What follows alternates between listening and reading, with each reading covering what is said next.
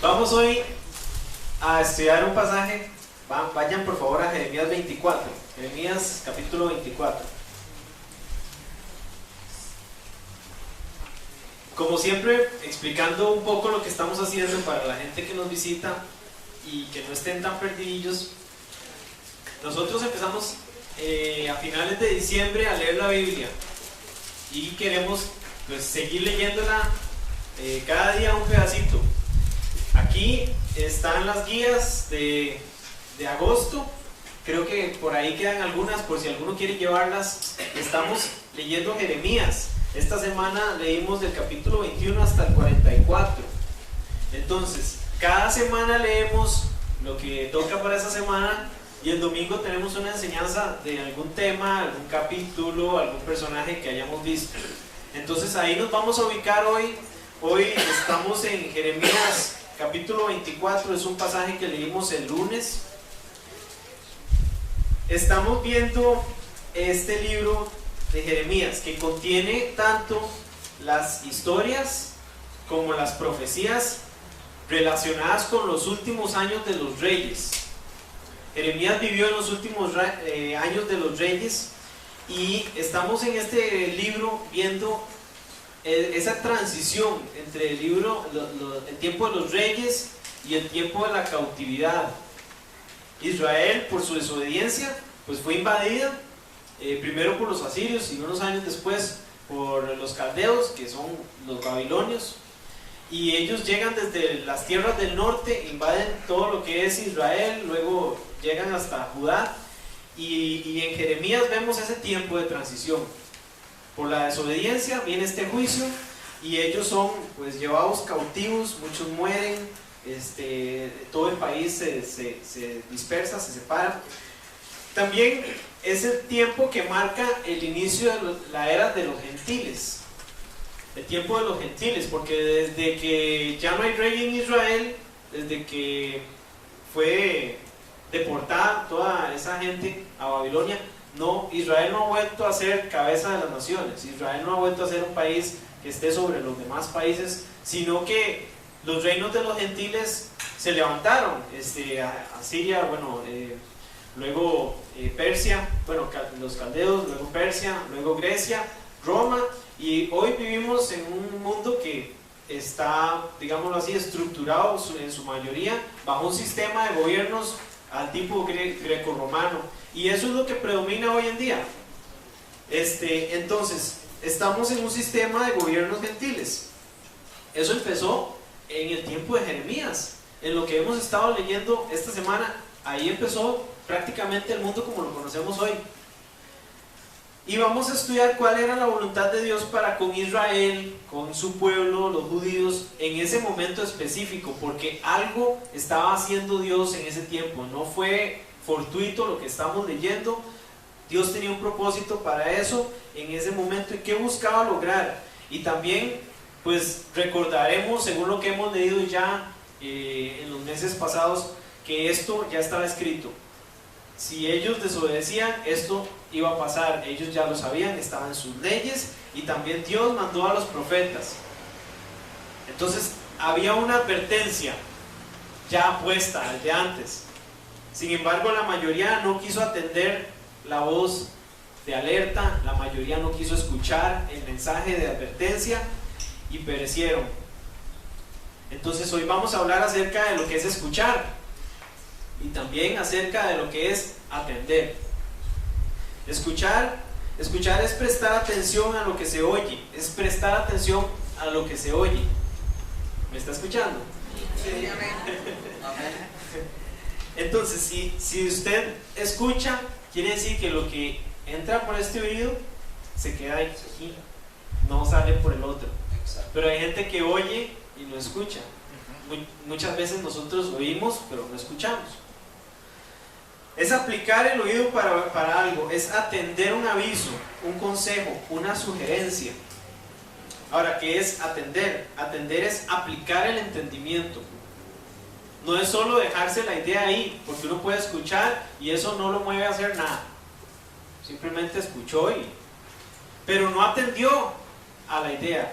Entonces es prestar atención y es considerar pero también es ocuparse en algo que usted escuchó. Uno puede escuchar y puede que no atienda. Entonces, en este tiempo que estamos viendo, que vamos a ver de Jeremías, ahí en los últimos reyes de Israel, había gente oyendo que no escucharon, había gente escuchando que no atendieron, y esos perecieron. Entonces hoy escuche y atienda las palabras de Dios. Escuche y atienda las palabras de Jehová. Amén. La semana pasada Kai estaba predicando: anunciemos las palabras de Jehová, anunciemos las palabras de Dios. Entonces Kai estaba dándonos un mensaje desde la perspectiva de Jeremías, de cómo debíamos imitar a Jeremías, que Jehová puso en su boca todas sus palabras y él fue y las predicó. Entonces él estaba anunciando. Pero hoy vamos a ver el punto de vista de los oyentes, vamos a ver el punto de vista de los receptores. ¿Qué hicieron?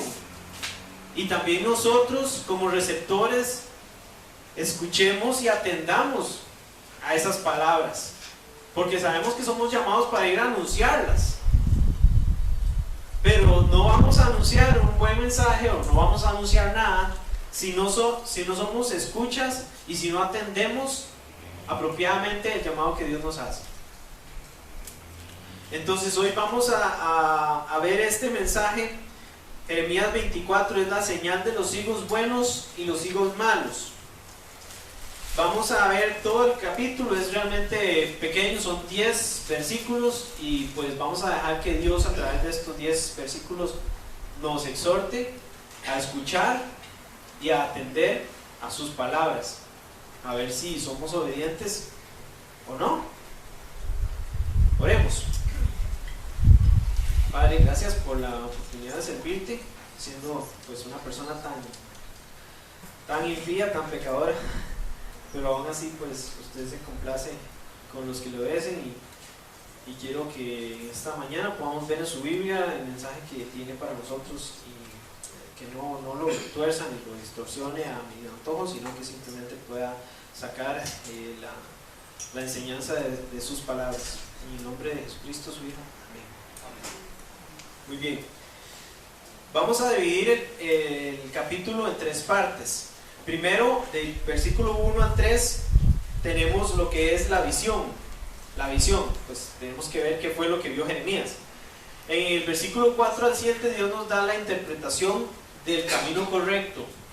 El camino correcto.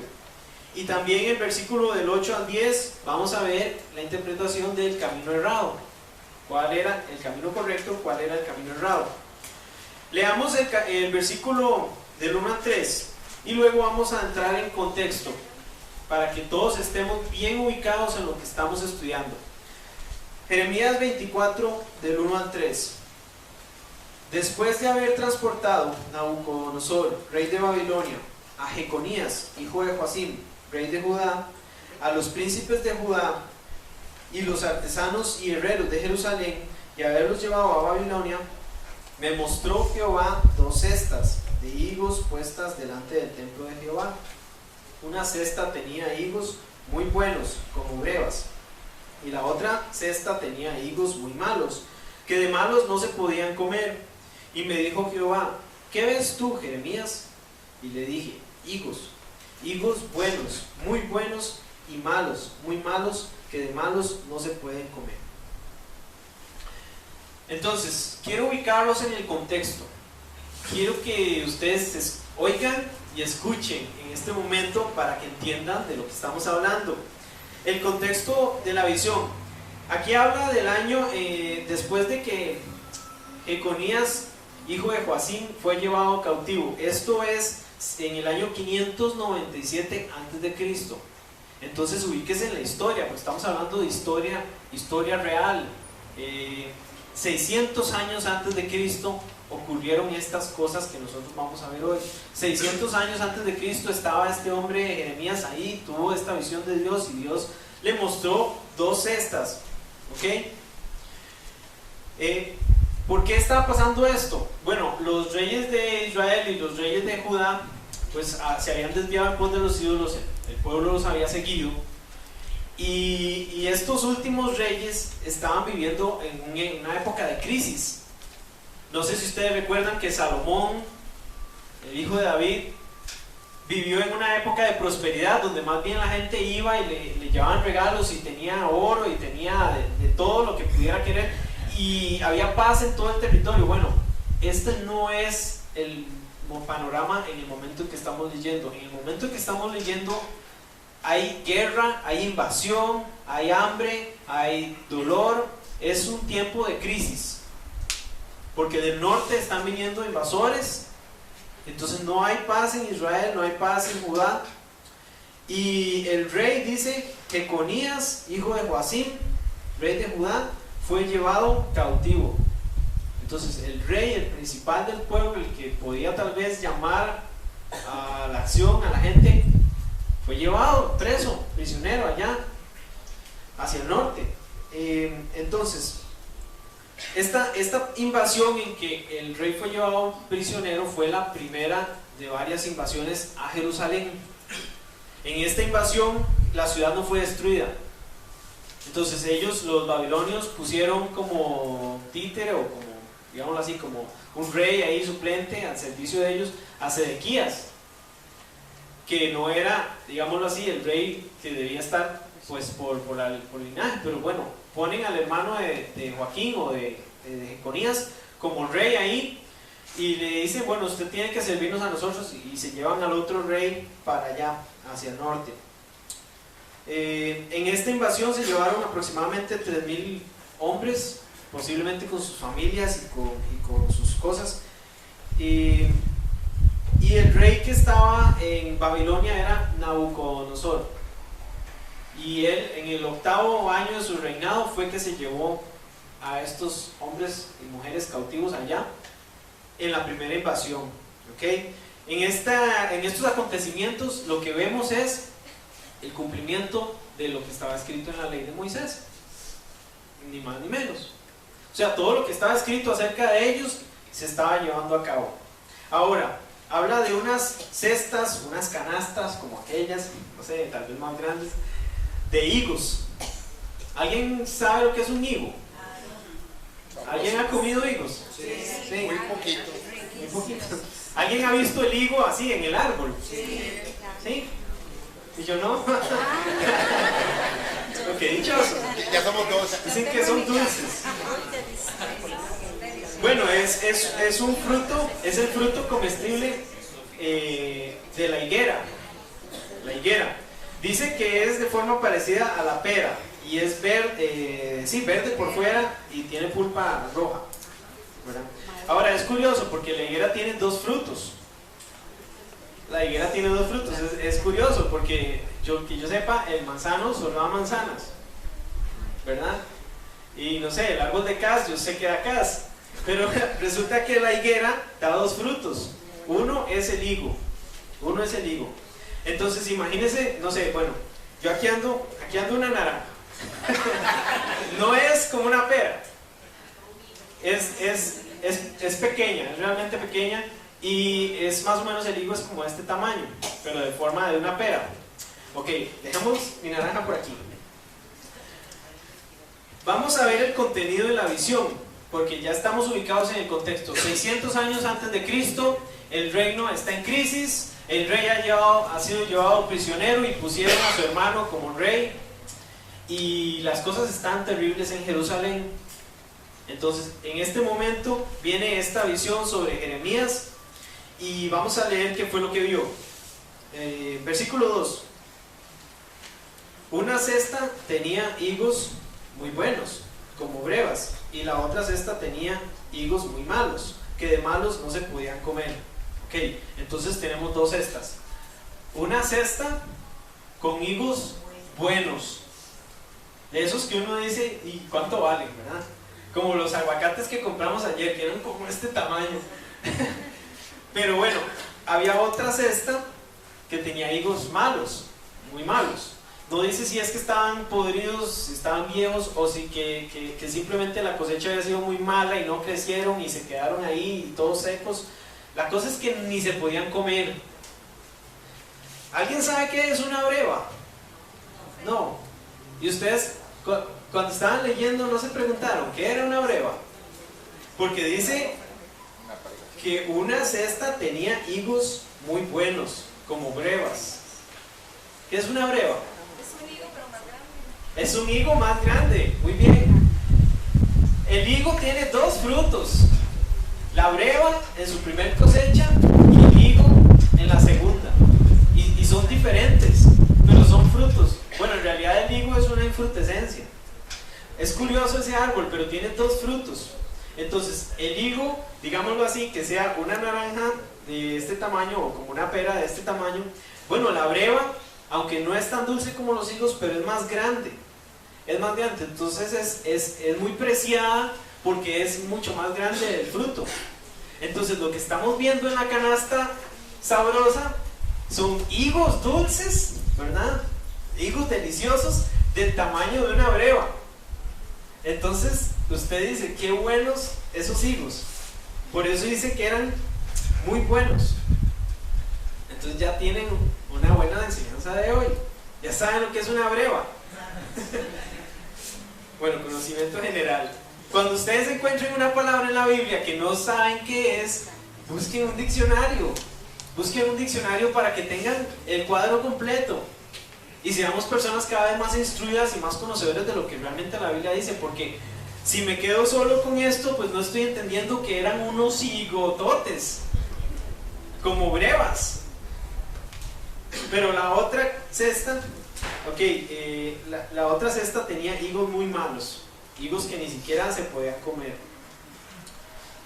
Ahora, veamos la confirmación de la visión, porque en el versículo 3 vuelve a repetir casi que lo mismo. Versículo 3: y me dijo Jehová, ¿qué ves tú, Jeremías? Y le dije, higos buenos, muy buenos, y malos, muy malos, que de malos no se pueden comer. Paremos aquí un momento. ¿Qué necesidad había de repetir lo mismo? ¿Qué necesidad había de volver a decir lo mismo? Ok, en la Biblia el espacio está limitado. Hay una cantidad limitada de versículos y Dios utiliza todo su espacio por alguna razón, por algún motivo. Y nos dice que en el versículo 2 había higos muy buenos y en el versículo 3 dice que había higos muy buenos. ¿Para qué repetirlo? Bueno, porque Dios necesitaba confirmar lo que Jeremías estaba viendo.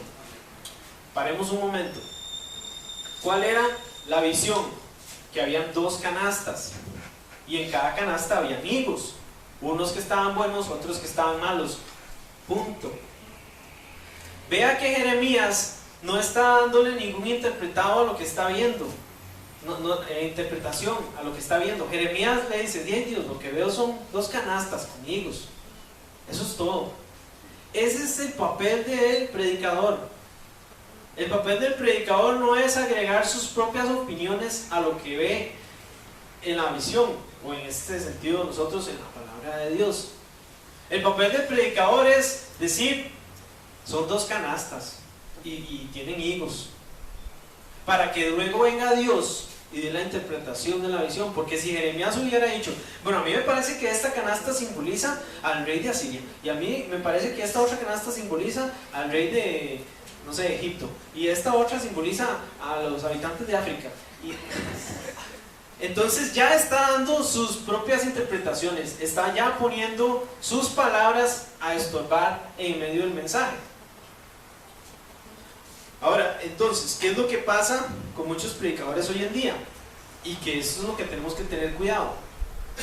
Que vienen con un prejuicio a la palabra de Dios, y entonces agarran lo que la Biblia dice y le meten encima sus prejuicios y sale un mensaje de ellos, no de Dios. Entonces nosotros como escuchas, nosotros como los oyentes tenemos que estar muy atentos y tenemos que ser muy críticos a lo que sale de los púlpitos. Amén. Y eso me incluye a mí, por supuesto, y a los que estamos en esta iglesia predicando. Así es, amén. Tenemos que ser críticos y nosotros ir a la palabra de Dios para examinarlo todo y retener lo bueno. Porque Jeremías, como un varón fiel de Dios, no le agregó sus propias interpretaciones. No, son dos canastas. Eso es lo que tengo para... Sí, eso es lo que Dios me mostró, son dos canastas, punto. Y luego viene Dios, a partir del versículo 4, y le explica a Jeremías qué significa cada una de las dos canastas. No tenemos que ser personas ignorantes de lo que la Biblia dice para que nadie nos engañe, porque es muy fácil agarrar lo que uno piensa, mezclarlo con un pasaje bíblico y tirarlo para que otra persona se confunda. Es mucho más fácil todavía agarrar un montón de preguntas ahí rebuscadas y tirarlas y preguntar aquí, preguntar allá. Bueno, ¿y qué hago yo con todas esas preguntas si no tengo las respuestas? ¿O por qué no busco yo las respuestas? ¿Qué es? ¿Que soy tan chapa que no puedo? No, todos podemos encontrar las respuestas. Lo que pasa es que a veces no queremos invertir el tiempo. Y no estoy hablando solo de la gente en la calle, que empieza a preguntar, ¿y que por qué Dios hizo esto? ¿Y que por qué Dios hizo lo otro? Bueno, ahí está. Si usted es diligente, podemos sentarnos y verlo en la Biblia. Pero la gente no quiere. La gente simplemente quiere buscar excusas. Y nosotros los cristianos somos iguales. Simplemente andamos buscando excusas para no comprometernos. Entonces, ojo, los escuchas. Tenemos que ser personas críticas. Y el predicador no tiene que meter sus propias ideas para torcer la escritura. Dios está confirmando que Jeremías ve lo que ve y punto. Ok, entonces, una vez que Dios sabe que Jeremías no va a torcer lo que vio, le viene a dar la interpretación correcta. Versículo 4. Veamos del 4 al 7 el camino correcto, porque ahora vamos a ver qué significan estas dos canastas. Versículo 4, leamos hasta el 7. Y vino a mí palabra de Jehová diciendo: así ha dicho Jehová, Dios de Israel, como a estos higos buenos, así miraré a los transportados de Judá, a los cuales eché de este lugar a la tierra de los caldeos para bien, porque pondré mis ojos sobre ellos para bien, y los volveré a esta tierra, y los edificaré, y no los destruiré, los plantaré, y no los arrancaré, y les daré corazón para que me conozcan que yo soy Jehová, y me serán por pueblo, y yo les seré a ellos por Dios, porque se volverán a mí de todo su corazón. Entonces aquí vemos un camino, el camino de los que escuchan y atienden las palabras de Jehová. ¿Qué es lo que está pasando? Jeremías viene predicando que tiene que someterse al rey de Babilonia y ir allá, dejarse ir cautivos para allá. Esto es lo que estaba predicando Jeremías desde antes, que no tenían que hacer guerra contra el rey de Babilonia ni resistir, porque de todas maneras él iba a prevalecer, porque esto era parte del juicio de Dios. No era un rey humano nada más que estaba ahí para... No, había algo de parte de Dios que se estaba llevando a cabo. Entonces Jeremías, como su profeta, viene y les dice: la palabra de Jehová es esta: no resistan al rey de Babilonia, no lo resistan. Y entonces hubo algunos que escucharon y atendieron las palabras de Jehová y no lo resistieron y se retiraron cautivos. Más adelante, cuando leamos el libro de Daniel, vamos a ver ahí algunos que después de allá, pues su historia continúa allá en el norte. Ahora, la fuente del entendimiento, ¿quién es? ¿Quién es la fuente del entendimiento? Es Dios. ¿Cuál es el principio de la sabiduría? Es el temor de Jehová. Amén. La fuente que da el entendimiento aquí, versículo 4, y vino a mí palabra de Jehová diciendo. La fuente del entendimiento es Dios. El que dice que son las canastas, en este sentido, pues es Dios. No fue Jeremías. Jeremías solo vio dos canastas. Por eso es que la escritura, la Biblia también, solo puede ser entendida a través del Espíritu Santo. Recordemos lo que dice 1 Corintios 2. Dice: pero el hombre natural no percibe las cosas que son del Espíritu de Dios, porque para él son locura. Dígame si no. Y no las puede entender, porque se han de discernir espiritualmente. En cambio, el espiritual juzga todas las cosas, pero él no es juzgado de nadie. Porque ¿quién conoció la mente del Señor? ¿Quién lo instruirá? mas nosotros tenemos la mente de Cristo. Entonces, si no es por el Espíritu Santo, no podemos entender nada de la Biblia. Y esto no quiere decir que usted no pueda entender la Biblia, no, más bien es todo lo contrario. Si usted es cristiano, si usted es creyente, no necesita tener un título ahí de erudito para leer la Biblia y entenderla. No, porque el entendimiento, versículo 4, vino a mí palabra de Jehová diciendo. ¿Quién era Jeremías? Ni siquiera había sacado ni un entendimiento de lo que eran las canastas. O sea, lo que vio fueron 2 canastas y ya. Pero viene Dios y le da el entendimiento para saber qué eran las 2 canastas. Es igual con nosotros. Leemos la Biblia y de repente no entendemos lo que dice, pero con el pasar del tiempo, con el pasar de los años, el Espíritu viene a dar luz y llegan cosas y vamos entendiendo las cosas, vamos entendiendo lo que leemos. ¿Por qué? Porque viene del Espíritu de Dios. Pero habrá gente que tiene un cerebro gigante, pero que no han querido someterse a Dios y su Espíritu no está con ellos. Entonces nunca le encuentran el significado a nada de lo que dice la Biblia, más bien es locura para ellos. Entonces, la fuente del entendimiento es Dios. Nosotros tenemos que, humildemente, con el Espíritu Santo y aplicando las reglas del estudio bíblico, acercarnos a la Biblia para que Dios nos dé luz. ¿Qué son los higos buenos? Versículo 5. Los higos buenos son los transportados de Judá que son llevados a Babilonia. Esto es una contradicción a los ojos humanos, a los ojos de uno como ser humano, porque uno puede, pero este no es el pueblo de Dios, Israel, los que Moisés sacó ahí de Egipto y que abrió el mar y que Dios los ayudó y ahora más bien vemos que son llevados allá en cadenas. Y estos son los hijos buenos. O sea, ¿cómo? ¿Cómo es que uno puede entender esto? De que más bien es al revés. Los buenos son los que se someten. Después de haber leído Josué, cuando Josué y todos los que estaban con él entraron y destruyeron a todos los países que había en Canaán y nadie se les podía poner al frente. Y uno dice, wow, es el pueblo de Dios. Y ahora uno ve, y los obedientes más bien son los que se van como esclavos para Babilonia. Por supuesto, hay que entender lo que estamos leyendo. Es un contexto diferente al de los tiempos de Josué. Lo que estamos aquí viendo no es contradicción, es cumplimiento.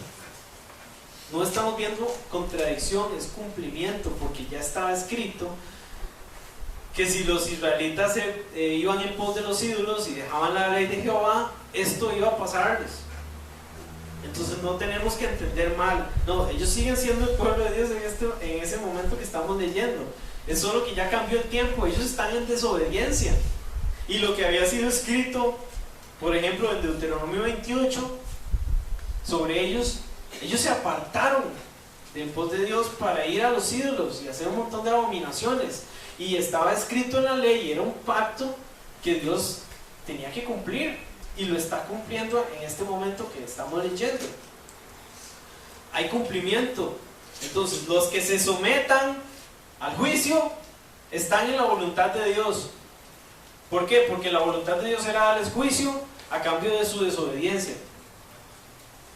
Además, Dios mandó un montón de profetas para advertirles. Vean, están mal. Vean, están mal. Dejen en sus ídolos. Vayan en pos de Jehová. Sigan la ley. Vuélvanse a la ley. Recuerden la ley de Moisés. Y ellos, no. Y se fueron en pos de los ídolos y siguieron. Maltrataron a sus profetas. Bueno, los que hemos estado en Jeremías, lo pusieron en un cepo, le dieron azotes, lo metieron en una cisterna, pasó hambres. O sea, ahí abandonado, tirado. ¿Por qué? Por hablar a sus hermanos las palabras de Dios para que se salvaran, y ellos, en vez de atenderlo para salvarse, se pusieron duros de corazón y lo maltrataron y lo acusaron de blasfemar contra el templo. Pero Jeremías lo único que estaba haciendo era obedeciendo a Dios. ¿A quién se me parecerá? Bueno, primero a nuestro Señor y después a un cristiano fiel. Entonces, los hijos buenos son esas personas, esos poquitos que se sometieron y en obediencia dijeron: esto que está pasando es el juicio por nuestra desobediencia y la de nuestros padres. Gloria a Dios, nos vamos para el norte. 3,000 personas, después de que eran cientos de miles los judíos, tanto en Israel, las 12 tribus, bueno, las 10 tribus del norte, con las 2 tribus del sur de Judá, era una multitud.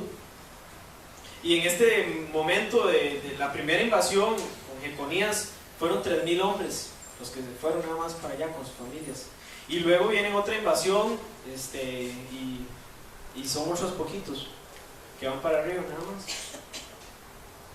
Pero entonces, ¿quién quiere obedecer? ¿Quién quiere escuchar y atender las palabras de Jehová? ¿Quién quiere escuchar? ¿Quién quiere atender? Son muy pocos.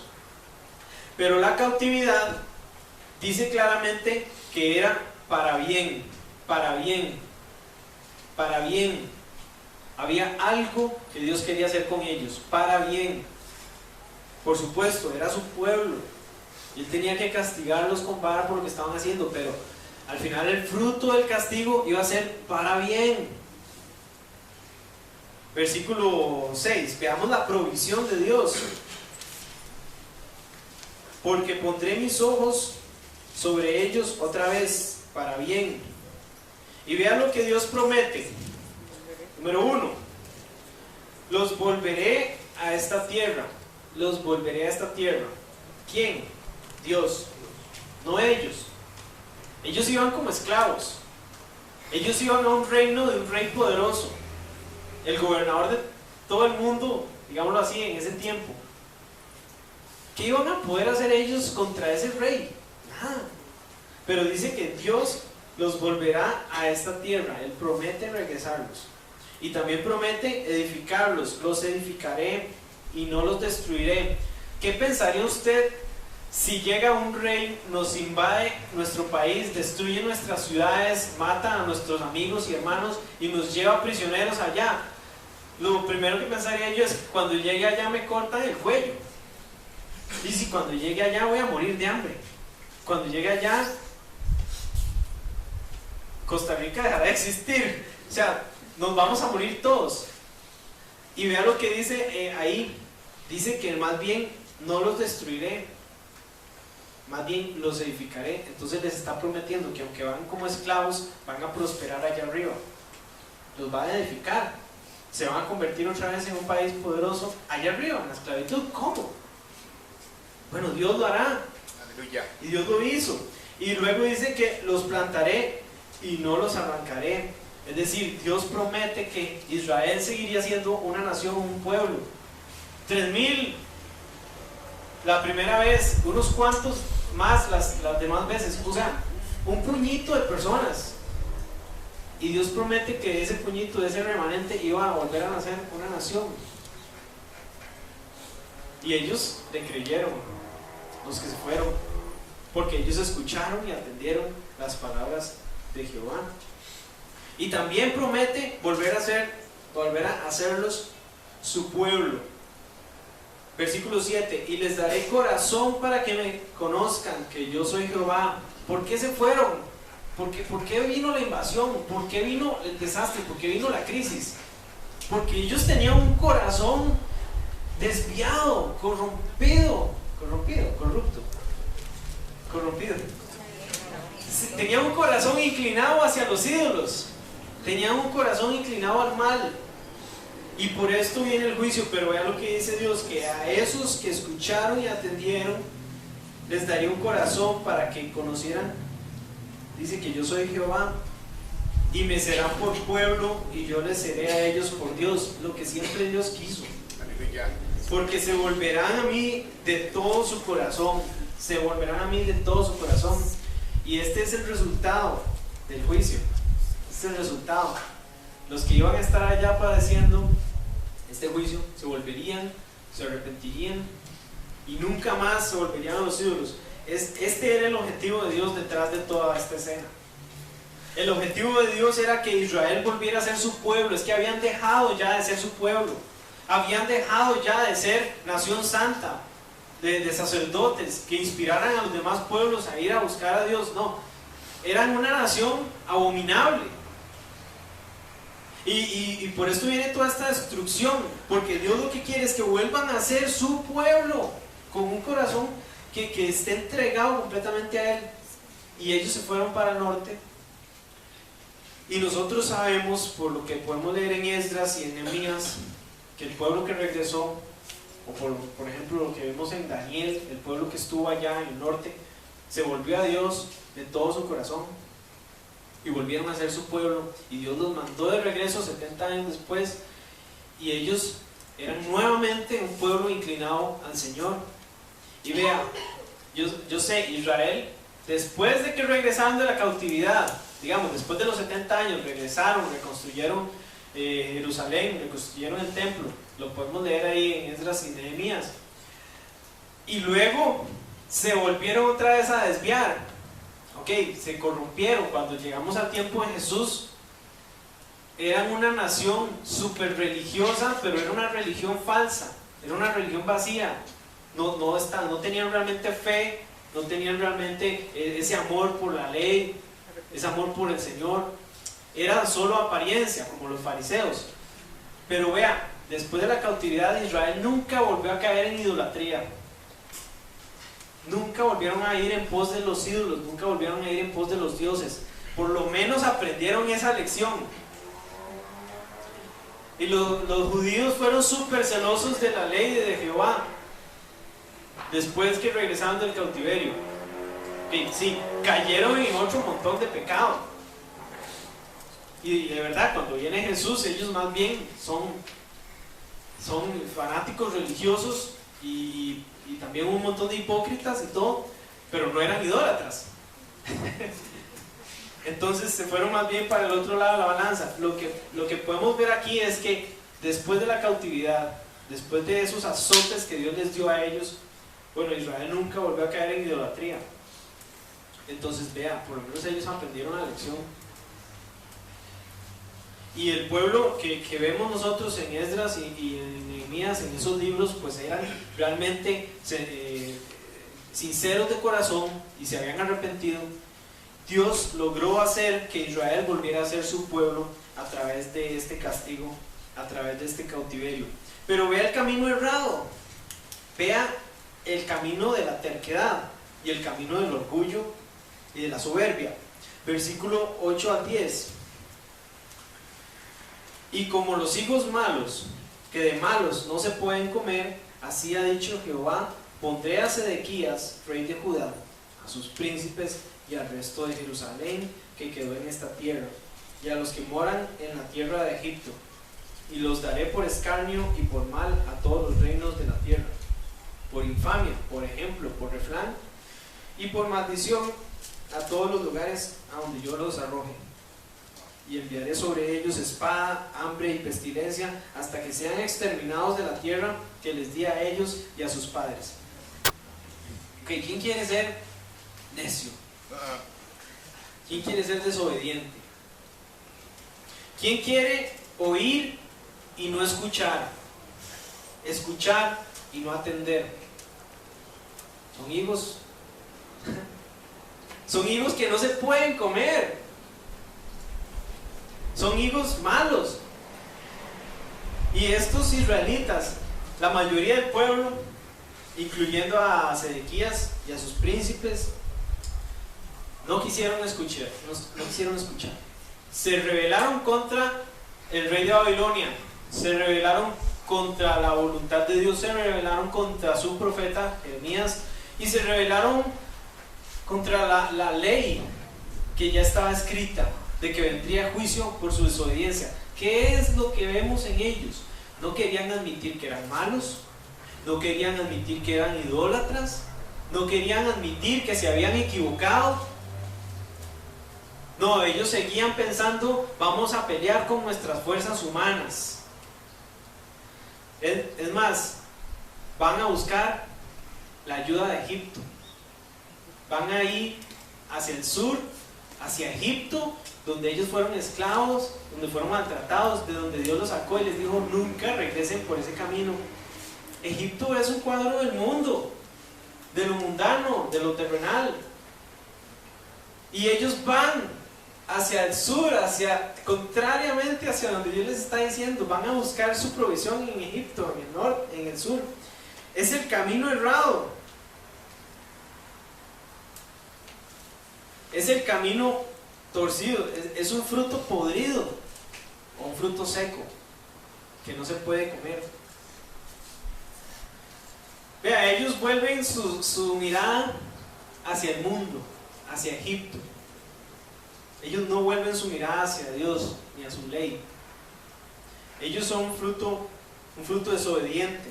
Judá aún confiaba en Egipto para defenderlos. Pero vea lo que decía Isaías capítulo 30. Ya se los había advertido Dios hace mucho tiempo. Leamos Isaías capítulo 30.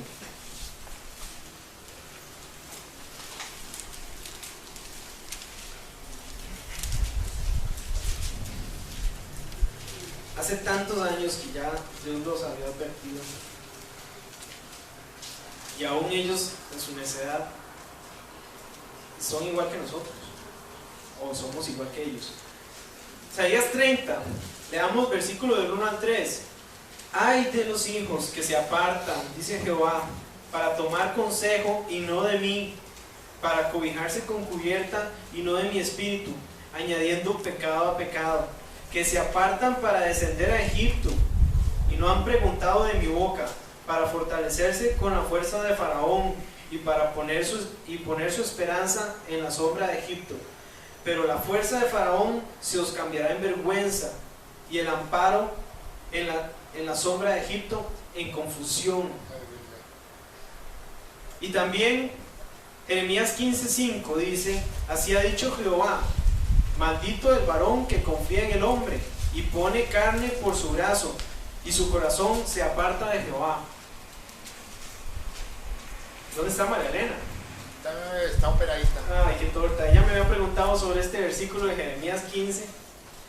Así ha dicho Jehová, maldito el varón que confía en el hombre y pone carne por su brazo, y su corazón se aparta de Jehová. Y en el contexto de este pasaje y de lo que estamos leyendo en Jeremías 24, es este hombre israelita que pone su confianza en el faraón, en el ejército de Faraón que puede venir a ayudarlo. Entonces, no le hagamos caso a Jeremías. El Faraón tiene un ejército muy grande y él va a venir a ayudarnos con su ejército, con su espada, y él nos librará del rey de Babilonia. Y vea lo que pasó. El rey de Babilonia derrotó a Faraón, y en 2 de Reyes 24 dice: y nunca más el rey de Egipto salió de su tierra, porque el rey de Babilonia le tomó todo lo que era suyo, desde el río de Egipto hasta el río Éufrates. Entonces, ellos confiando en el faraón cayó derrotado a los pies de Nabucodonosor, y además el faraón nunca más salió de Egipto, a pesar de que les había dicho a los israelitas o a los de Judá que sí, voy a ir a defenderlos. Y cuando era el momento, cuando llegó el sitio de la ciudad, no llegó, no hubo provisión, no les dio nada. Sí, métase en eso de la fiesta, el vacilón, lo bonito de este mundo, los placeres terrenales. De por sí, cuando llegue el momento de necesidad, ahí usted va a tener plata, va a tener amigotes que le ayuden, va a tener una provisión, va a ser famoso y todo le va a salir bien. Mentiras. Cuando su ciudad esté sitiada por el dolor y por la tristeza, nadie va a venir. Más bien va a decirle: ahí esa voz, cochino, lo hiciste otra vez, sos malo, no sirves para nada. El mundo no nos ofrece nada, es Egipto, es Egipto. Y usted quiere seguir yendo allá al sur, a Egipto, a buscar la provisión en el mundo, a buscar, no sé, entretenimiento, placeres. Vea, las iglesias hoy están metidas en Egipto. Hagamos conciertos, hagamos, no sé, actividades, imitemos al mundo. Si el mundo entretiene a la gente con esto de puchis punchis y el vacilón, hagamos lo mismo. Y entonces la gente sale de esos cultos inyectados y con ese, no sé, ¿qué llamarlo? Esa efusividad y súper contentos porque, pero ¿qué se llevan para la casa? Nada. Y usted les pregunta, ¿cuántos libros tiene la Biblia? No saben. 66 por aquello.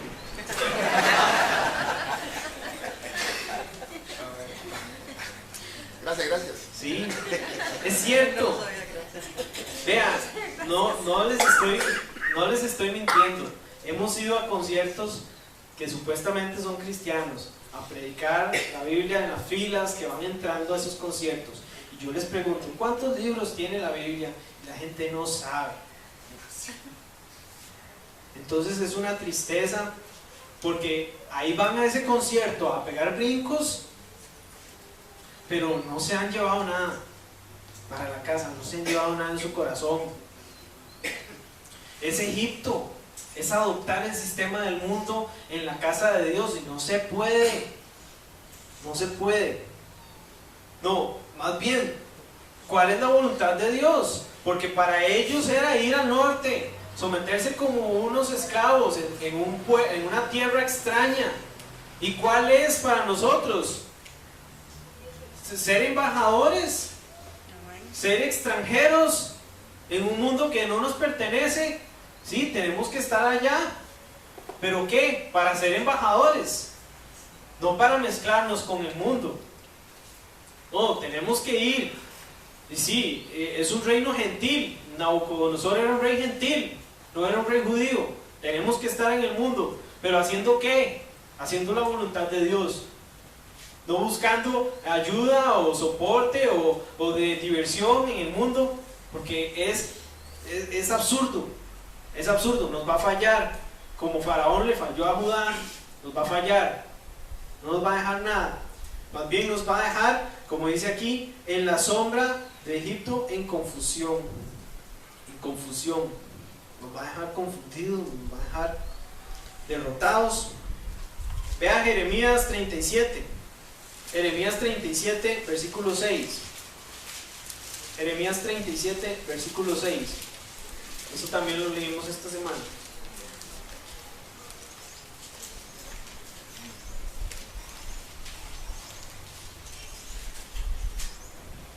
Leamos desde el 5. Y cuando el ejército de Faraón había salido de Egipto y llegó noticia de ello a oídos de los caldeos que tenían sitiada la ciudad de Jerusalén, se retiraron de Jerusalén.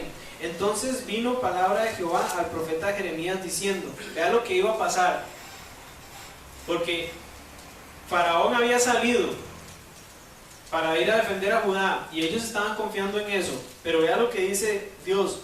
Así ha dicho Jehová, Dios de Israel, diréis así al rey de Judá, que os envió a mí para que me consultaseis. He aquí que el ejército de Faraón que había salido en vuestro socorro se volvió a su tierra en Egipto. Se volvió a su tierra en Egipto. Los traicionó, los abandonó. Entonces ese fruto prohibido, ese fruto podrido, ese fruto seco que no se puede comer, es la desobediencia. Y viene el castigo de Dios. Versículo 9, Jeremías 24, 9. Dios los daría, dice aquí, por escarnio y por mal a todos los reinos de la tierra, por infamia, por ejemplo, por refrán y por maldición a todos los lugares a donde yo los arroje. Primero, la gente se iba a mofar y se iba a burlar de ellos. Segundo, ellos iban a caer en descrédito y en deshonra, para que nadie los reconociera como poderosos, como un reino poderoso. Sí, los que quieren quedarse a luchar, quieren quedarse. Si ustedes quieren quedarse es porque son un reino poderoso, porque pueden hacerle frente al rey de Babilonia. Pero Dios dice que más bien los iba a hacer caer en infamia, para que nadie los reconociera como poderosos en la tierra. También, por ejemplo y por refrán, para llamar la atención a los pueblos vecinos sobre la consecuencia de su pecado y desobediencia. Los demás iban a poder ver lo que les había pasado y decir, no hagamos lo mismo. Y también por maldición a todos los lugares donde fueran arrojados. Entonces, donde fueran ellos arrojados, no iban a prosperar, más bien, donde ellos fueran a parar, iba a venir desgracia y maldición para esas regiones. ¿Qué era lo que Dios quería? Dios quería quitarlos, borrarlos del mapa. Perdón. Porque Dios sabía que 70 años después iba a venir un remanente fiel a vivir otra vez en Jerusalén. Y si la tierra estaba contaminada con esa gente, les iban a hacer imposible la vida a los fieles que vinieran luego. Es como cuando la generación perversa allá en el desierto no quieren entrar a la tierra prometida en tiempos de Moisés y Josué, y Dios les dice, bueno, 40 días estuvieron ustedes allá, los espías, y no quieren entrar. 40 años van a vagar por el desierto y todos van a morir, y son sus hijos los que van a entrar a la tierra prometida, y no deja que nadie entre. Igual aquí, no deja que nadie quede, para que el remanente bueno que regresa a repoblar la tierra estuviera limpio. Él promete exterminar ese pueblo rebelde. Qué duro, pero es que es cierto. Y ellos ya tuvieron la ley, tuvieron los profetas para darse cuenta, pero llega el momento en que es demasiado tarde. Versículo 10: y enviaré sobre ellos espada, hambre y pestilencia, hasta que sean exterminados de la tierra que les di a ellos y a sus padres. Nadie iba a sobrevivir. Nadie iba a sobrevivir. Si usted sigue leyendo en Jeremías, se va a dar cuenta que unos años después viene la invasión, la segunda invasión. Sedequías es llevado prisionero, matan a todos sus hijos frente de él, le sacan los ojos y los llevan a Babilonia. Los demás que se quedan ahí se convierten como en bandadas de criminales que andan ahí reclutando gente y asesinan al gobernador que queda allá. Se matan unos entre otros. Ellos caen a filo de espada por sus propias manos, y se llevan, incluso se llevan a Jeremías a Egipto con un montón de gente rebeldes a Egipto. Y vea en Jeremías 43 del 4 al 7, vea la cabezonada de esta gente. Jeremías 43, 4. Jeremías 43, 4.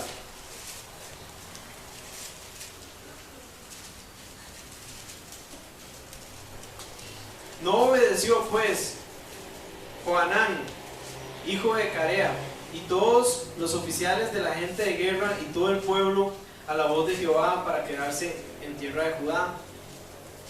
Y ahora leamos el 7. Y entraron en tierra de Egipto, porque no obedecieron a la voz de Jehová, y llegaron hasta Tafnes.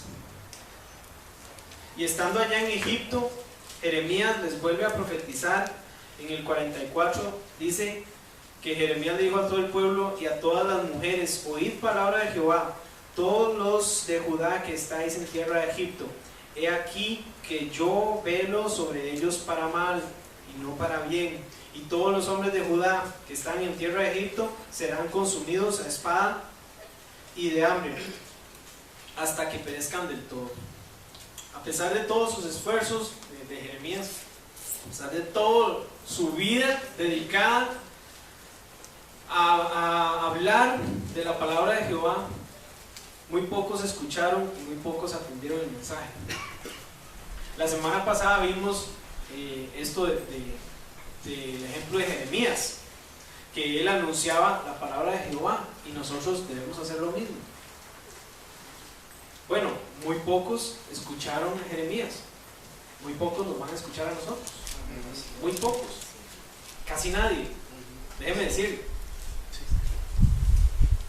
esta iglesia está llena de gente que escucha y atiende la palabra de Jehová, y déjeme decirle que es un milagro en estos días, es un milagro que ustedes estén aquí, porque nadie quiere escuchar, nadie quiere atender la palabra de Jehová.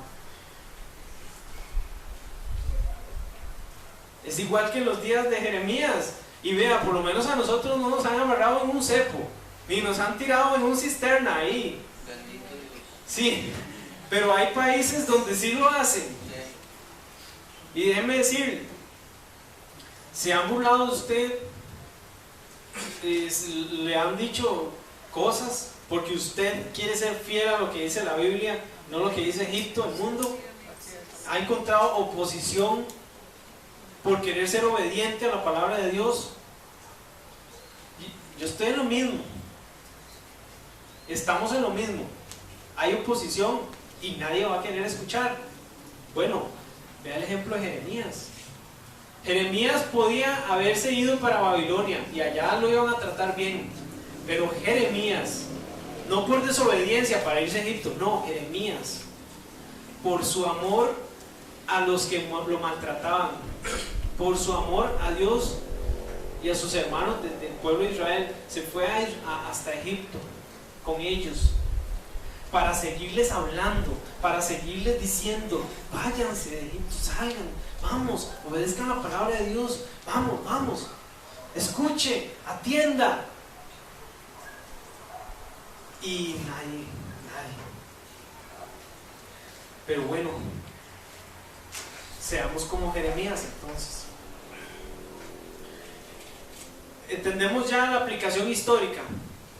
Estábamos 600 antes de Cristo y estamos leyendo lo que iba a pasar con los que se fueran cautivos y con los que se quedaran desobedientes.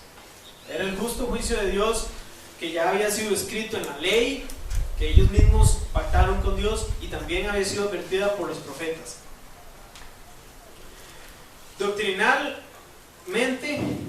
Doctrinalmente estamos viendo a Israel ser llevado cautivo.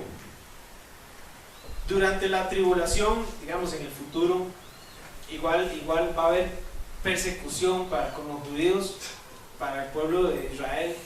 En el futuro, lo que podemos leer o estudiar en Apocalipsis es una persecución para destruir al pueblo de Israel, terrible, pero va a quedar un poquito de gente. Dios va a apartar un poquito de gente que van a ser atentos para escuchar y atender sus palabras. Y de este poquito de gente que sean apartados para el uso de Dios, cuando finalmente el Señor regrese, Él va a volver a formar una gran nación. Y así como en los días de Esdras y Nehemías, ellos volvieron a ser una gran nación y volvieron a repoblar ahí el país, digámoslo así, la tierra de Jerusalén. Igual cuando el Señor regrese para ser el rey y el rey del mundo, Israel va a ser restaurada también, para que sea otra vez cabeza de las naciones. Y una aplicación personal: escuche y atienda la palabra de Jehová. Amén.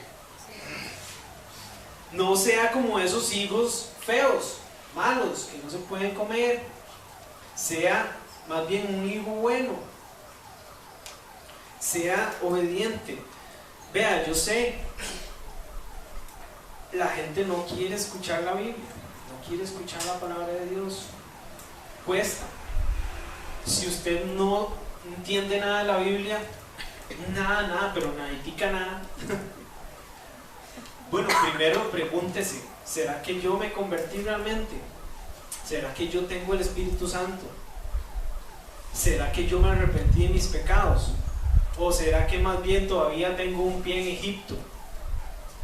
¿Será que yo no me he desligado del mundo? Porque recuerden, aquellos que son amigos del mundo se constituyen enemigos de Dios.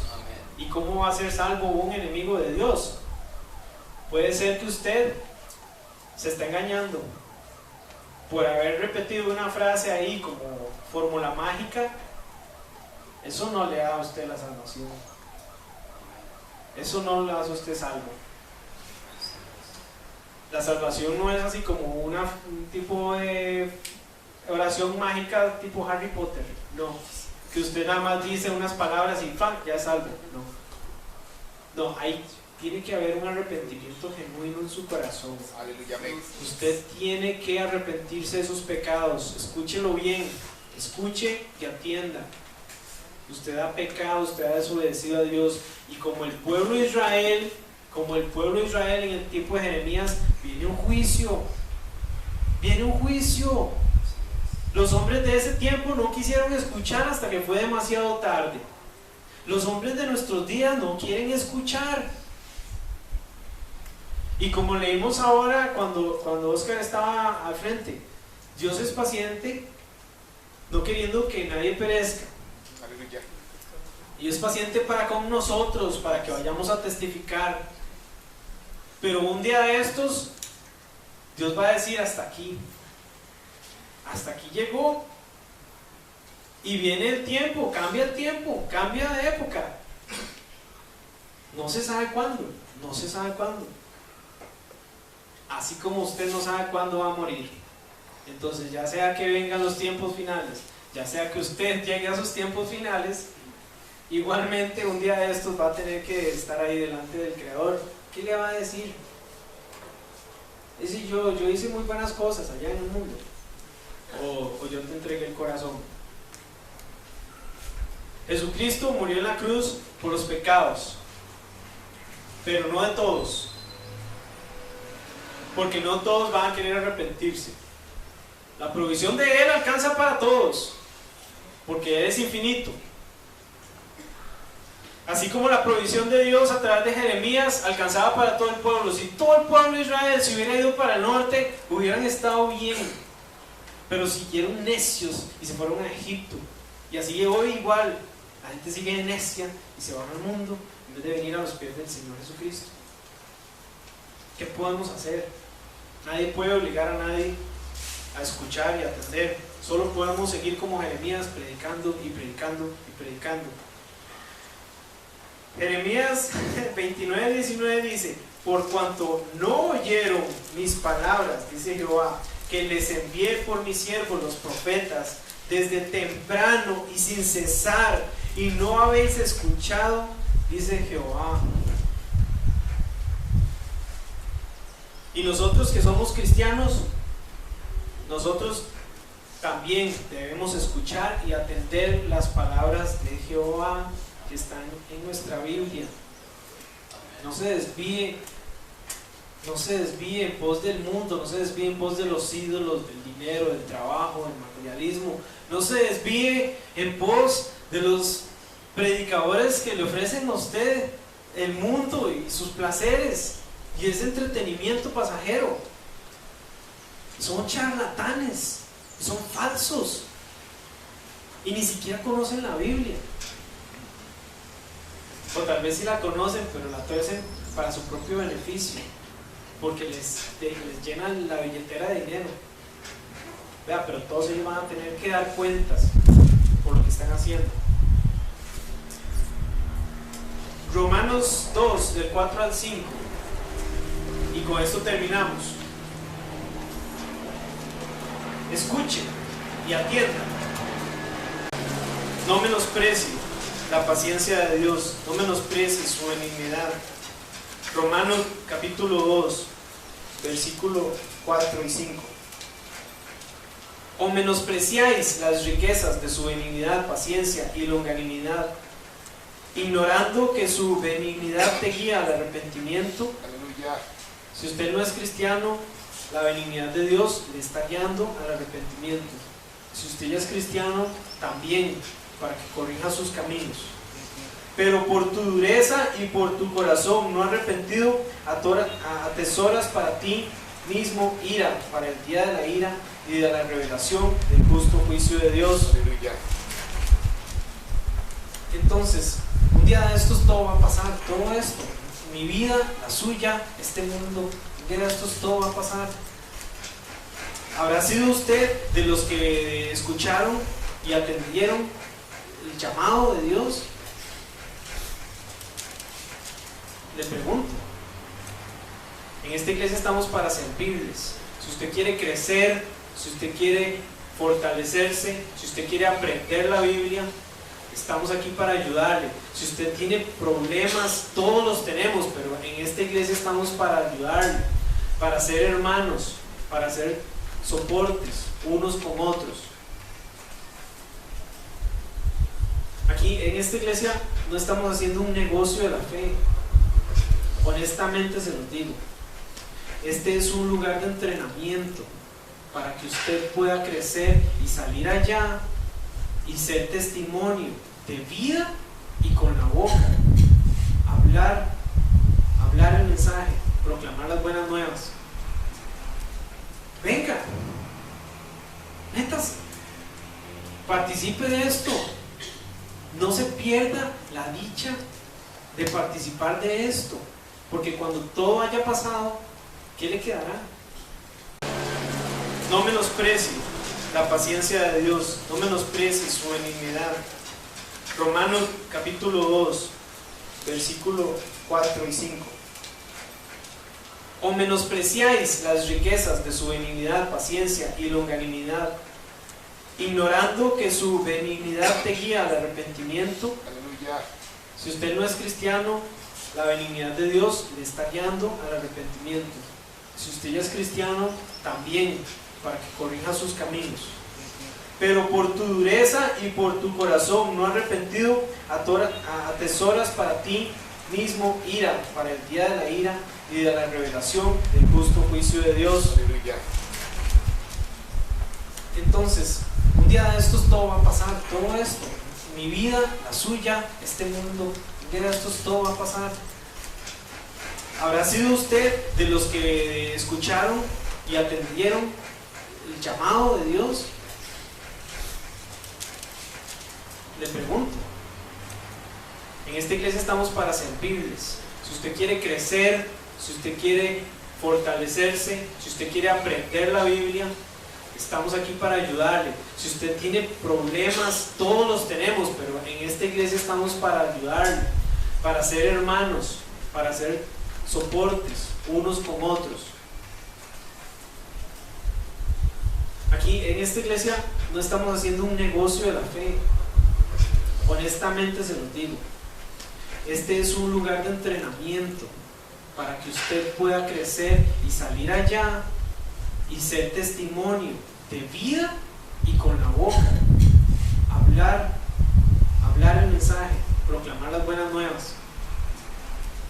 Venga, métase, participe de esto, no se pierda la dicha de participar de esto, porque cuando todo haya pasado, ¿qué le quedará?